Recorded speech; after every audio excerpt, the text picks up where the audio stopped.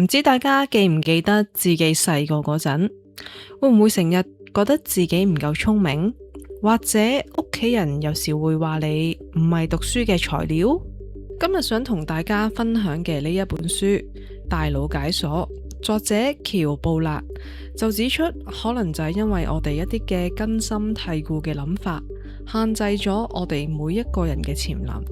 可能你唔係唔夠聰明，而係未掌握到一套真正嘅思維模型。Hello， 大家好，我係海倫，歡迎嚟到今集嘅思維手記。大腦解鎖呢本書係由作者同埋一班腦科學家團隊共同研究出嚟嘅新學習概念。佢哋主張我哋嘅大腦其實係會不停咁樣成長，而且越犯錯得多，大腦嘅成長速度反而就更加快。第一條鎖匙，大腦神經路徑係會不停成長，形成一個好強烈嘅連結。講到大腦係不停成長呢，就要講下而家所講嘅一個故事。喺20世紀初，有個女仔叫卡梅倫，佢6歲，每日都有嚴重嘅癲癇症發作，導致佢嘅認知功能退化，甚至失去咗講嘢嘅能力。最後醫生就決定切除咗佢右邊大腦病變嘅區域。當時其實好多人都認為佢左邊身體將會癱瘓，呢一世都會好唔返。但奇蹟嘅係，手術後嘅1個月，卡梅倫就康復出院。呢一個嘅奇蹟令醫學界得出咗一個新嘅結論：原來大腦係會自我重組，大腦嘅再生其實遠遠超出咗所有人嘅預期。之後史丹福大學就邀請咗38名學生，呢班學生其實都有個共通點，就係覺得自己數學好差，冇天分。喺呢18日裏面，第一步唔係逼佢哋咁瘋狂計數，而係花時間去糾正翻呢班學生觀念上嘅錯誤。團隊向佢哋展示咗卡梅倫嘅腦部掃描圖，講述佢切除半邊腦嘅一個奇蹟故事。咁原來呢一個嘅舉動呢，就激發咗呢班學生嘅一啲學習動力。有啲學生開始同自己講：如果嗰個女仔得返半邊腦都做到嘅話，我都可以做得到。就係因為呢個故事令佢哋重拾翻自己嘅自信。結果呢班學生嘅平均數學成績提高咗50%，證明只要方法正確，大腦嘅學習潛能係可以被無限激發。可能喺讀書時期，我哋都會覺得自己冇乜天分，但係呢，其實呢個想法係對自己有害嘅。我哋係可以完全靠訓練大腦嘅神經，去慢慢同埋強化我哋嘅連結。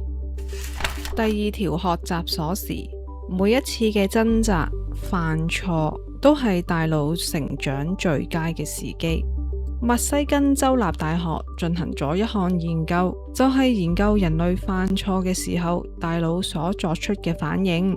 佢哋就發現答錯問題嘅時候呢，腦部嘅活動反而就比較活躍，有增強同埋成長嘅現象。答啱問題嘅時候呢，腦部嘅活動就比較少。所以神經學家就有咗個共識，錯誤係能夠強化大腦嘅路徑。我係成長喺香港嘅填鴨式教育制度入邊，記得老師每次問問題嘅時候呢，自己都會好緊張。好似答錯問題，責任經常係歸咎喺自己身上，因為你會睇到老師對於比較聰明嘅學生呢，通常都會比較偏心。而家睇返呢本書，如果當年嘅老師能夠多啲鼓勵答錯問題嘅學生，我相信學生嘅成長一定會比預期中快。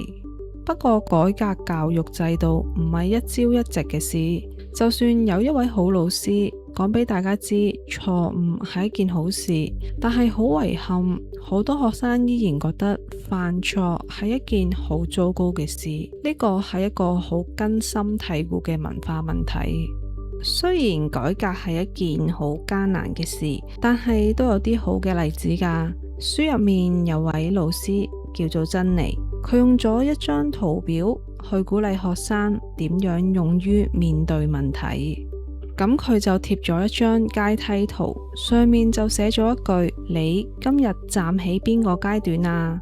如果你有啲問題解決唔到，可以想象一下自己好似呢隻爬緊樓梯嘅公仔，一級一級咁樣行上去。就算你身處喺最低嘅一級，都唔需要難過，因為最重要嘅係努力爬緊上去。其實作者都試過好多次嘅失敗，佢不時會投稿喺一啲研究報告嘅學術期刊，退稿其實就係家常便飯。但係佢覺得失敗唔係絕路，係代表佢必須重新出發。當佢開始擁抱挑戰同埋掙扎嘅時候，佢反而變得越嚟越堅強。希望大家可以友善咁樣接納自己唔完美嘅呢一面。第三條鎖匙，改變自己嘅自信，身體同大腦都會隨之而改變。史丹福大學就做咗一個關於信念與健康嘅研究，佢就對比咗正面想法做運動同埋負面想法做運動嘅人。10年之後，負面想法嘅嗰組人呢，佢嘅死亡率其實係高過71%。第二組研究就係揾咗一班50歲嘅人士做一個測試，詢問佢哋關於年老嘅感覺。最後得出嚟嘅結果就係正面諗法嘅人，佢哋比負面諗法嘅人平均就活多咗7至5年嘅壽命。其實心靈對身體有好大嘅影響，因為心態嘅改變，身體功能也會隨之而變化。好多證據已經指出，如果學生相信自己嘅潛能，就唔會再相信成就係由遺傳而決定。有項研究係針對稱讚小朋友聰明究竟會有咩嘅影響，佢哋將小朋友分為2組，一組係讚佢哋好聰明，另一組係讚佢哋好努力，之後俾一啲任務佢哋自由選擇。通常讚努力嗰班呢，就會選擇一啲比較艱巨嘅任務，反而讚佢哋聰明嗰一班呢，就選擇一啲比較簡單而執行到嘅任務。最後得出嚟嘅結果就係被人稱讚聰明嗰班學生，佢哋永遠都係想保持呢個標籤，固定佢哋聰明嘅呢一個形象。但係對於一啲創新性嘅思維或者一啲新嘅挑戰呢，佢哋就好容易放棄。但係其實呢一方面係可以有方法去慢慢改善。首先就係放低資優生呢個標籤，第二就係保持一個正確嘅心態，唔好太過着重比較，就算自己拎唔到第1名，都唔好怪自己。第三就係了解自己掙扎嘅問題，要明白強中自有強中手，但總有一啲係自己有優勢，所以我哋唔好太過輕視自己。第4把鎖匙，從多個層面思考，增強神經路徑。有個題目，我相信大家都好想知道，究竟天才係一個點樣嘅人呢？我哋著名嘅物理學家愛因斯坦，佢之所以咁瘋狂，正正因為佢有個成長型嘅思維。其實愛因斯坦係會用圖表去思考一啲複雜嘅問題，佢會將圖表化為文字同埋符號，去諗黑洞互相環繞以及時空嘅扭曲，最終佢寫下咗改變世界嘅相對論。佢有幾句名言，呢幾句名言就好似一啲心靈雞湯，大家可以聽下。佢就講過，如果一個人未犯過錯，就代表佢未曾嘗試過新嘅事物。有時候關鍵唔係在於我哋嘅聰明才智，而係我哋研究問題嘅時間。另一個題外話啦，咁有一個好重口味嘅展覽，就係喺費城嘅博物館，佢哋收藏咗46片愛因斯坦嘅大腦樣本。好多人好好奇愛因斯坦個腦係點啊嘛，咁但係呢，參觀完嘅人其實都覺得冇乜分別啫，咁就證明其實愛因斯坦嘅大腦同大家都係一樣。如果大家都想有愛因斯坦嘅大腦，其實好簡單嘅，我哋有時可以運用唔同大腦嘅路徑，只要佢哋能夠互相去連結到，慢慢有一個溝通，我相信對學習嘅表現更加有一個好嘅效果。分分鐘下一個天才就係你。第五把鎖匙，思考嘅速度唔係衡量才能嘅標準。好多人有個誤解，以為學好一樣嘢，思考嘅速度夠快先至為之好。但係其實正正相反，速度慢唔代表唔好，因為呢個過程你重視咗一個深度嘅思考，咁樣做先至有效突破學習嘅盲點。菲爾茲獎數學得主史亞茲，佢喺自傳入面講過，佢坦然承認自己細個反應好慢，甚至懷疑過自己智力嘅問題。但係佢經過無數次沉澱嘅思考，終於明白到其實速度同智力係一啲關係都冇，反應慢唔重要，最重要嘅係你對一件事理解有幾深。其實慢亦都係一種智慧。喺第一原理裏面，佢個好核心嘅概念就係脫離咗所有表象同埋模仿，將事物拆解到最底層、最無可懷疑嘅基本真理，再從頭開始構建。其實呢個過程係需要好多嘅時間，正如起一棟大樓一樣，地基打得越慢越深，大樓就會越穩固。慢落嚟嘅思考就會換嚟一個堅固無比嘅邏輯底層。